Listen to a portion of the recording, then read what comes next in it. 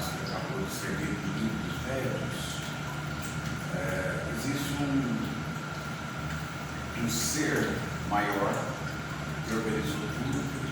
A Terra é uma experiência física, mas nós, enquanto espíritos, vamos passar por todas essas vicissitudes para aprender.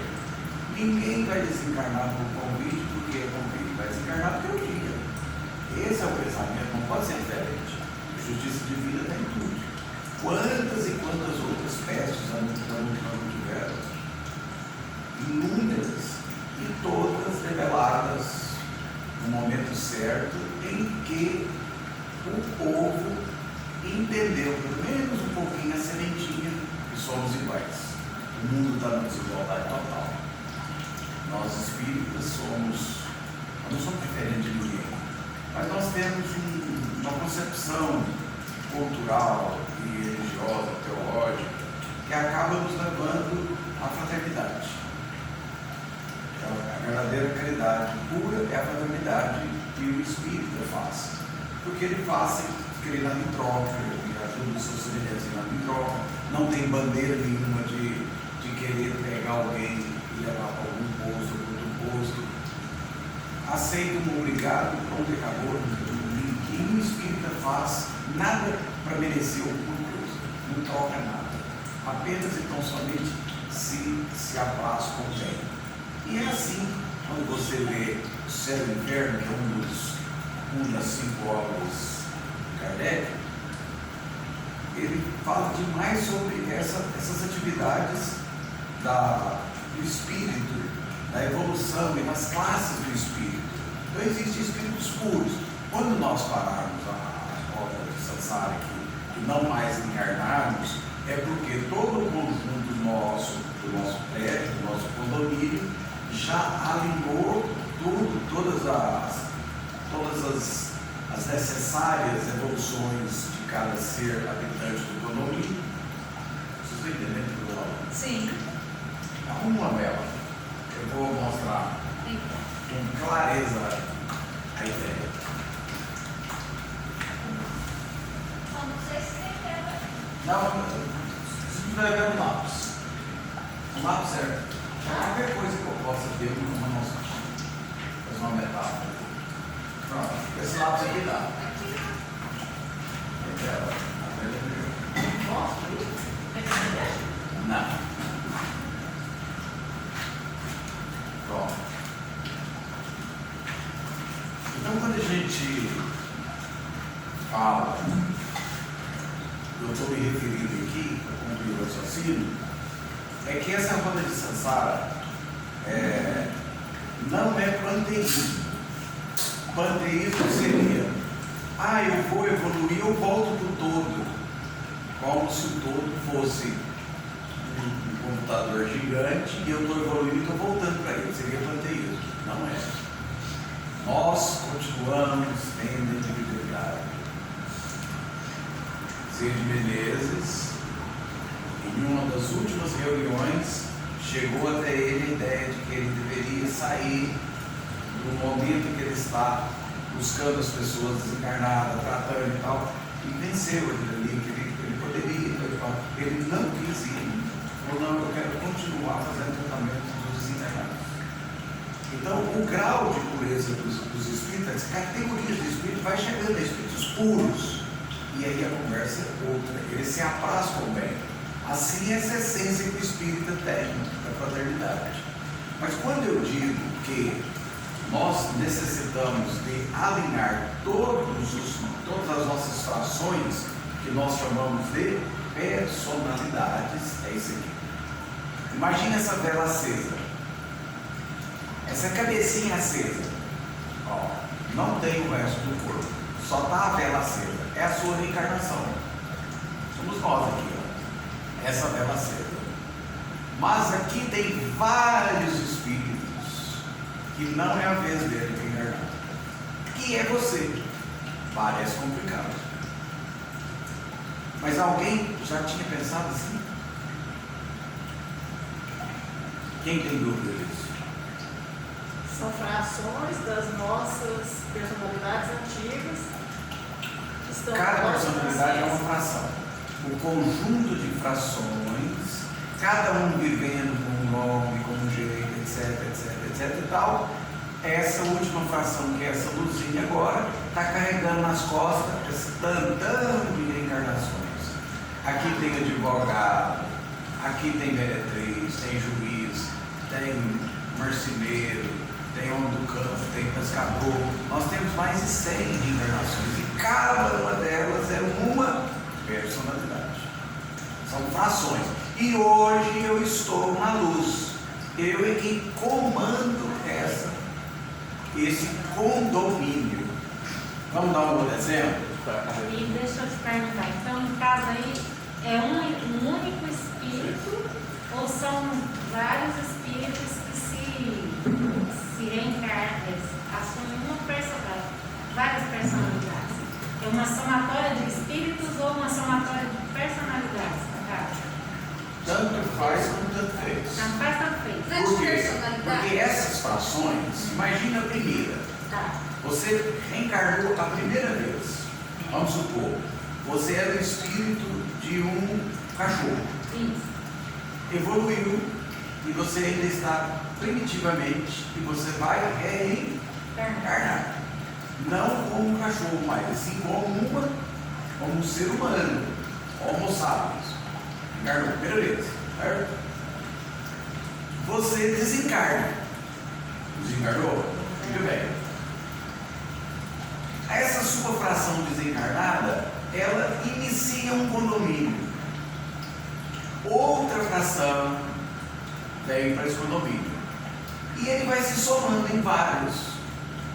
A última, que é essa luz, ela carrega sobre ela todas essas informações que nós chamamos de múltiplas possibilidades.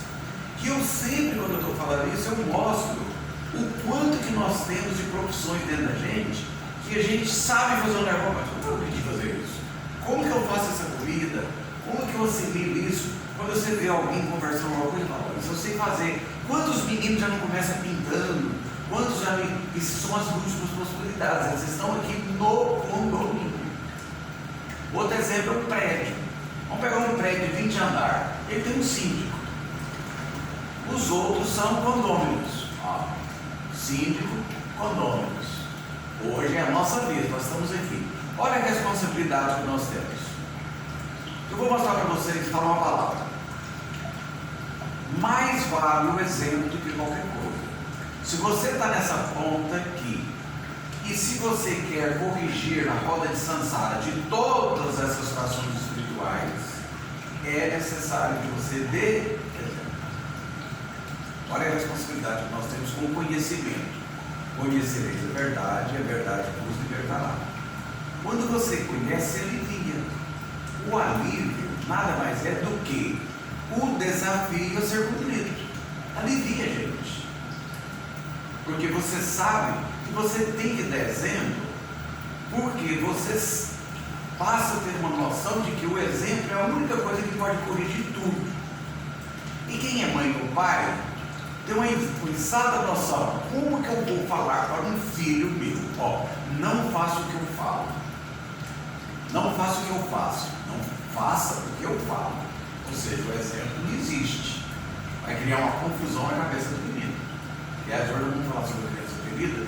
E esse rodeio aqui tem tudo a ver com isso. Porque se a gente não descobrir o que viemos, o que somos, como é que nós vamos querer entender a vida? Como que nós vamos entender onde estamos e como estamos? Por que estamos vivendo dessa maneira? Por que nós atraímos os problemas? Nós temos que saber onde estamos, por que estamos. A primeira coisa é saber isso. Se você conhece e entende isso aqui, você pode aceitar as coisas e modificar.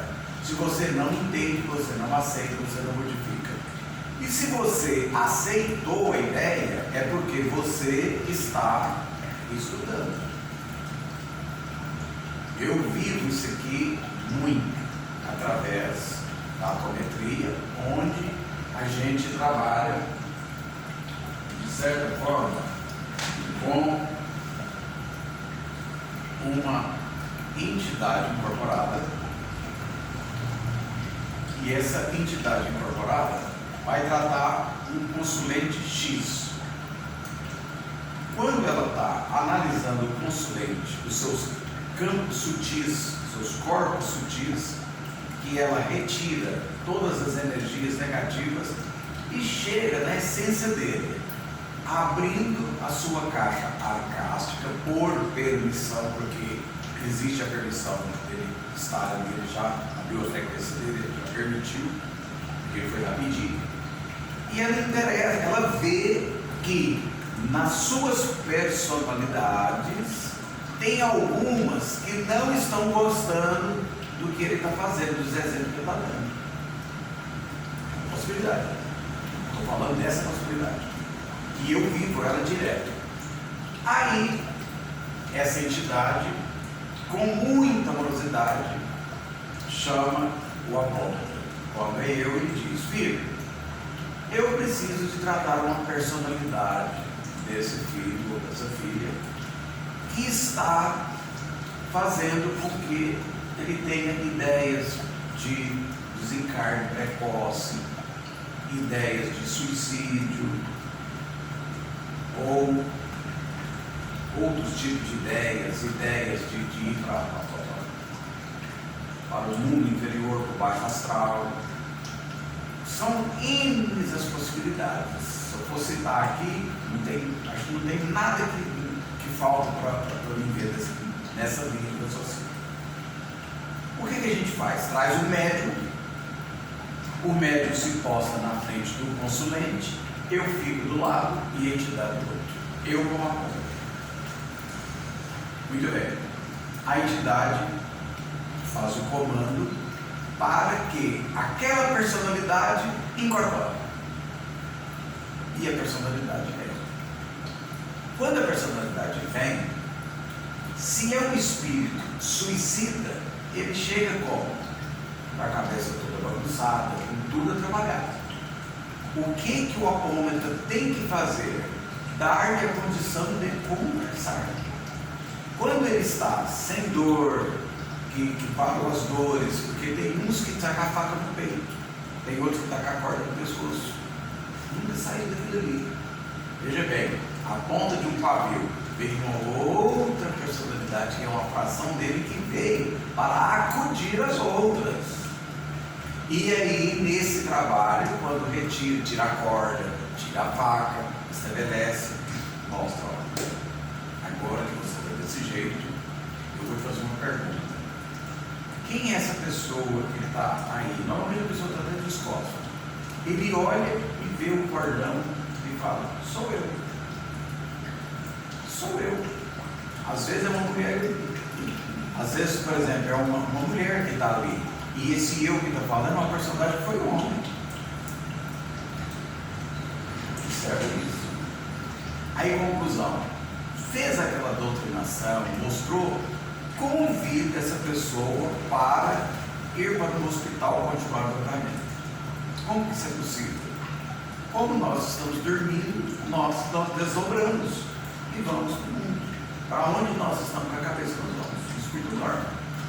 Aí esse espírito em desdobramento não sai do condomínio, não tem como sair.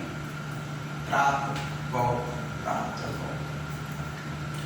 A melhora da pessoa que está com aquelas ideias é imediata. É como se tirar um prego do peito. Imediata. Por quê? Cessou a causa, cessou o efeito.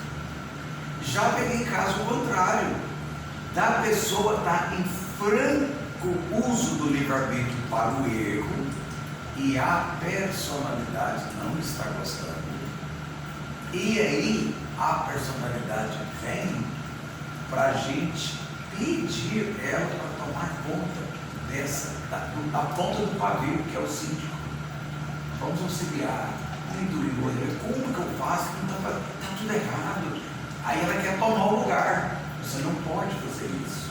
Você não pode fazer isso. Tem que ser assim, Ou seja, percebe-se que a gente estudando são inúmeras as possibilidades.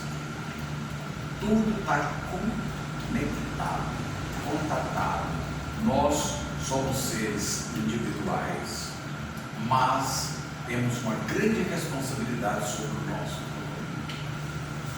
É necessário que esse condomínio, todo ele agregado, tenha um final de evolução de todos os pares desse condomínio. De hoje em diante, passe a prestar atenção nas suas múltiplas possibilidades, todas as suas capacidades, seu intelecto, para perceber que hora que você está permitindo a personalidade agir sobre você.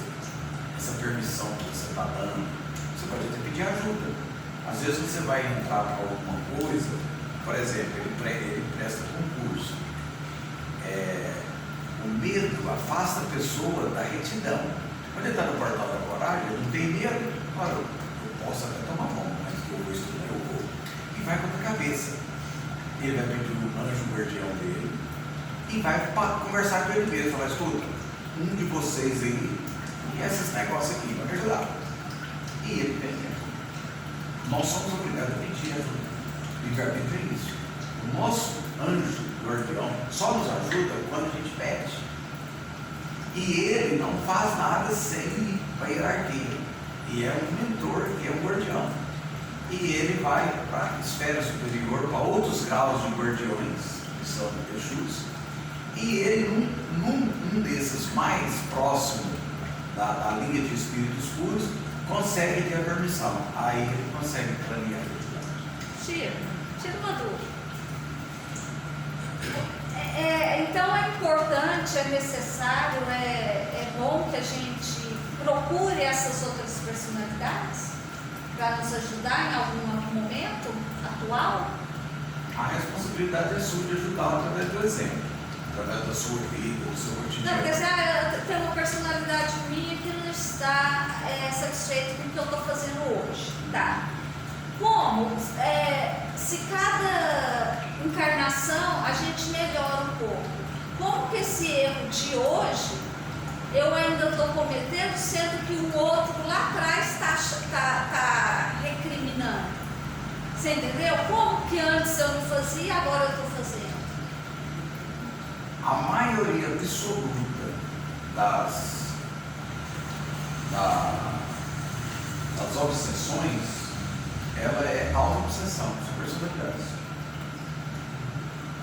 Quando uma personalidade está em desencontro, o que você está fazendo é fica obsessiva. Chama auto-obsessão. Como é que nós saramos a auto-obsessão? Orando, praticando bem, caridade, trabalhando com afinco, com responsabilidade, com autorresponsabilidade. O que é autorresponsabilidade? É você buscar ser autossuficiente, não ficar dilapidando a mente ou o que não é seu. Então essa autorresponsabilização, ela te coloca com o pavio aceso. As personalidades falam: nossa, olha como é que tem que ser. Você vai educando elas. Vou te dar um exemplo. No século III, o meu filho, Pablo,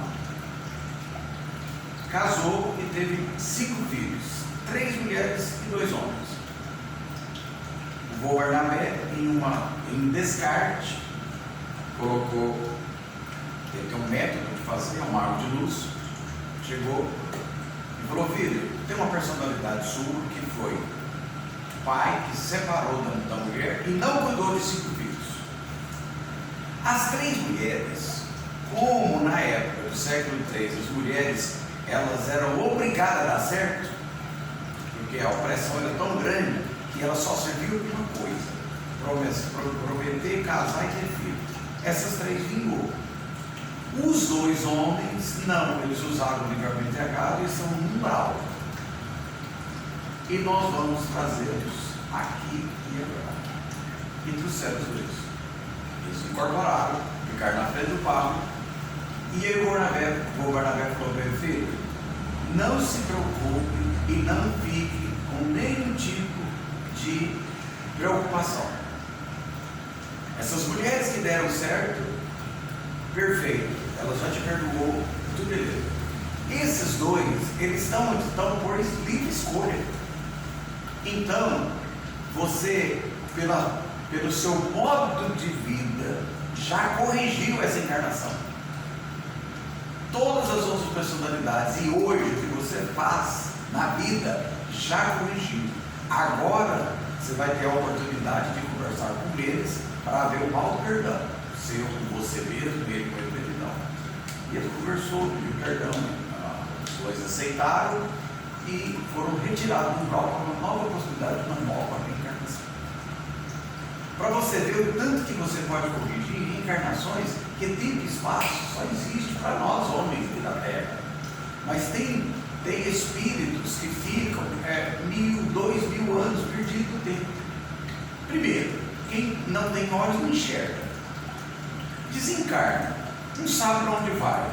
Fica ali, dormindo, olhando para o tempo, imaginando o que? Tem conhecimento. Por isso, nosso estudo é que nos liberta. É que vai fazer a gente rapidamente trabalhar no mundo astral, prosseguir e continuar no caminho da luz. Alguma dúvida? É muito importante tudo que nós estamos falando, porque isso aqui não é só uma semente. Isso aqui realmente é um paradigma e uma mudança de vida. Para quem já está nesse caminho, vai continuar com mais alegria, sem peso. Ninguém é obrigado a fazer caridade. Nós temos que fazer caridade primeiro para nós mesmos. A partir que a gente faz para nós mesmos, aí nós vamos continuar. E a gente não dá conta de ser diferente. Quando a gente não dá conta de ser diferente, é porque nós já incorporamos a caridade. Nós já somos a caridade. Aí, pronto. Ficou simples. Qual é o erro que tem? Quando a gente desencarna, nós vamos continuar a luz. Porque nós já estamos vivendo agora a experiência espiritual e não a experiência material. Porque se nós quiséssemos estar na experiência material, nós estamos em frente. Num bar, num churrasco, e isso e aquilo, e papapá. Não, nós tivemos outras escolhas. A maioria do nosso tempo está sendo tomado como uma evolução. Então vamos ao tema. Eu vou iniciar.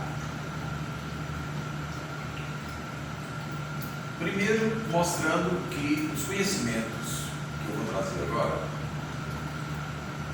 ele advém de uma personalidade que fez laudas apócrifas, ninguém sabe quem é ele, nos Estados Unidos. E uma mulher chamada Eva Pierracos, ela fez como se fosse a Allan Kardec que fez com o Espiritismo. Ela pegou aquelas laudas e planilhou-as, 179 laudas, se não me engano, e fez dessas laudas um verdadeiro tratado que chama Pathwork, Caminho do Destino.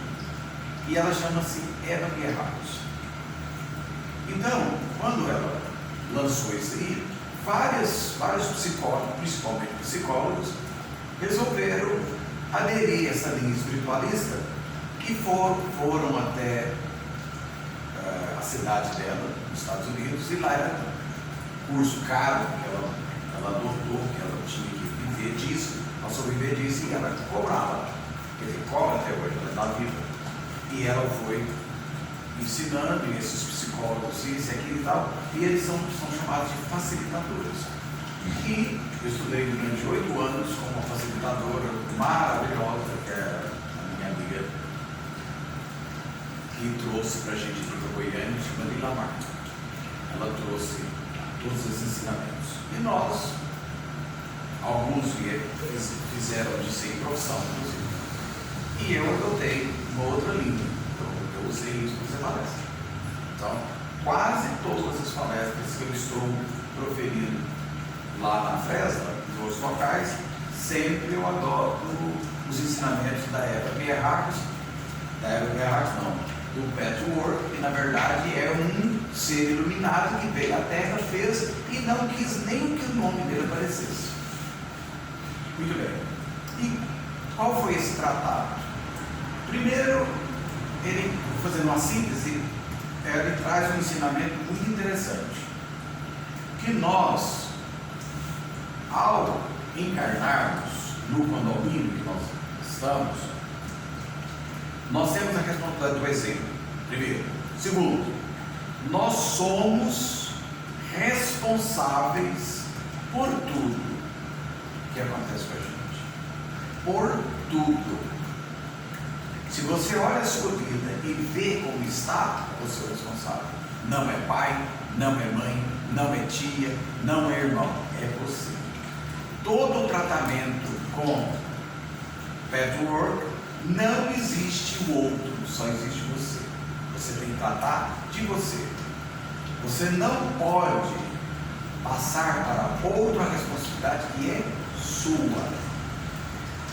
Aí vem um grande ensinamento. Você atrai para a sua vida aquilo que você tem que aprender. É quando ela ainda brinca numa das aulas, que uma mulher chega num consultório do psicólogo e fala: ó, eu já casei tantas vezes, mas eu caso com o mesmo marido. É a mesma coisa. Ela falou: é lógico que você é que ele, você é a força do seu pensamento, você atrai igual. O dia que você mudar, você atrai outra coisa. Então, a força mental nossa, nosso pensamento, é que atrai o que nós temos que ser. Muito bem. Quando a gente desencarna, que vai reencarnar, a gente escolhe o momento, a gente escolhe o papai, a gente escolhe a mamãe, a gente escolhe remédio para poder vir o carimbim de que nós necessitamos entrar para a seara da caridade. E a gente traz um negócio chamado de consciência sobreposta. O que é a consciência sobreposta? Um óvulo e um espermatozoide formou um ovo zigoto.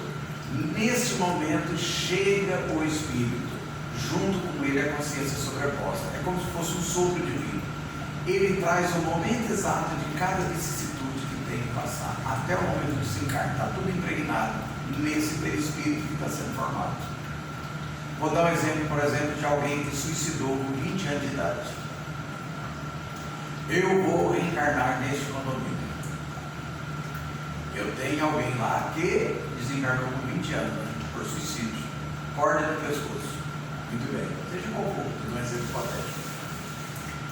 Já nasce com 20 anos, eu vou ter um câncer aqui. Para quê? Para que eu trate dolorosamente de alguma coisa, para me crescer com valores espirituais. Se porventura, até os 20 anos, essa pessoa já tiver resgatado, não vai ter necessariamente. Nós é que temos a nossa escolha. Qual o caminho que eu quero? É essa a escolha. Entendeu o que é uma consciência sobreposta? Tem alguns que nascem e um vidente vê nele um terço e um paninho aqui. Já nasce uma pessoa que vai ser uma pessoa que vai no caminho da teologia, que provavelmente é um discípulo qualquer que vai continuar uma atividade teológica. Já nasce com esse. O vidente dele. Lá no nosso centro, meu menino nasceu, falou: nossa, ele já tem ele vai ser um mãe de sangue, um pai de sangue. Ele já nasceu com ela. Ou seja, as múltiplas possibilidades são essas. Tudo é uma trama. Nós estamos diante de uma trama, de uma rede maravilhosa, bem arquitetada. A reencarnação é um plano maravilhoso, é alguma coisa assim sensacional. E nos livros, quando a gente lê, que descreve aqueles momentos, você fica fascinado de ver como que existe toda essa engrenagem. Como os nossos pais, que recentemente desencarnaram, como é o pai e a mãe, que já estão fazendo mensagem psicografada maravilhosa, mostrando para as pessoas, para os afins, ter perseverança e tal. Por quê? Porque já são espíritos que já viviam uma vida espiritual e que lá só continuam, são no caminho, tá? No caminho de ascensão, no caminho de luz. Nós somos essa luz, mas o PET diz que nós somos também um eu inferior e um eu máscara. E nós somos o eu superior. Ele descreve como se fosse uma roda. A bola da roda é a máscara. Mais para dentro da bola, o eu inferior. E no centro da bola, o eu superior, que é uma luz, somos nós. Todos nós somos luz. Mas quem não deixa essa luz ser transparente, translúcida e mostrar a verdadeira realidade, é o nosso eu interior e a nossa máscara. A máscara todo mundo já conhece. É a maneira que você apresenta como bonzinho para a sociedade, o que você não é. Você mostra uma coisa, mas é o que você máscara. Então tem a máscara da velocidade, tem a máscara do poder, tem a máscara da celebridade e as outras centenas derivadas delas, essas três preponderantes. Cada pessoa que nasceu com um tipo de máscara própria, porque é da personalidade. Por exemplo, eu sou do poder, a máscara que eu já nasci com ela, que é da máscara do poder, que a personalidade é do poder, é a máscara do poder que eu uso a agressividade. Então, o que é a máscara da agressividade? Eu não posso mostrar minha fraqueza, então eu vou apelar. Se eu não me autopoliciar, eu vou continuar apelando. Mas como eu estudo, e eu já aprendi, hora no estupim liga que eu vou apelar para ele. Eu estou na distorção. Na distorção é máscara. Para quê? Não quero, não vou usar. Deixa a pessoa falar e vou mostrar e admitir.